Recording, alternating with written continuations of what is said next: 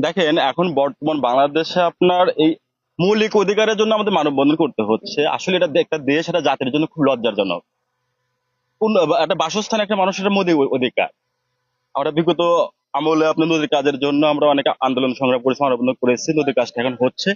কিন্তু এই অসহায় পরিবারগুলো এখন যাবে কোথায়? তাদের বাড়িঘর তো নদীতে বিলীন হয়ে গেছে। রাস্তার ধারে জরাজীর্ণ জীবনযাপন করছে, অমানবিক জীবনযাপন করছে। তাদের জন্য আমরা প্রশাসনের কাছে জোর দাবি জানাচ্ছি যে এদেরকে একটা পুনর্বাসনের ব্যবস্থা করা হোক, সেটা আদর্শ গ্রাম হোক, গুচ্ছ গ্রাম হোক, যে নামে হোক, তাদের একটা বাসস্থান দরকার। আমি প্রথমে আমাদের সাহায্যপুর প্রশাসনকে আমি সর্বপ্রথম আমি দোষারোপ করবো। কেন? সরকারের উচ্চ পর্যায়ে অনেক পরে যাবে এই নিউজটা, আমাদের সাহায্যপুরের প্রশাসন এখন পর্যন্ত এটা নিয়ে কোনো ধরনের পদক্ষেপ নিচ্ছে না কেন?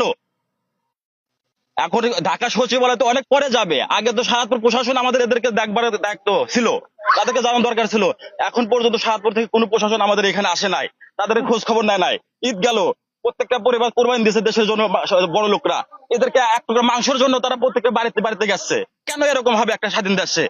মৌলিক অধিকারের জন্য কেন এখন পর্যন্ত এই দেশে 2025 সালে এসে আ- মানববন্ধন করতে হবে, যে দেশে একটা যে মৌলিক অধিকার এটা আমাদের জন্য? সরকারের কাছে বহু আবেদন